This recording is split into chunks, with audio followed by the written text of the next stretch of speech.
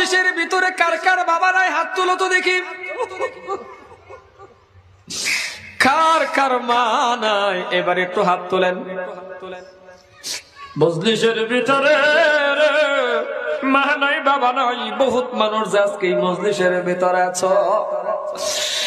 মায়ার নবী দয়ার নবী কাউলি ওয়ালা সাহাবাদের ডাক দিয়ে বলছিলেন, সাহাবারা আয় আয় আমার কাছে আয়।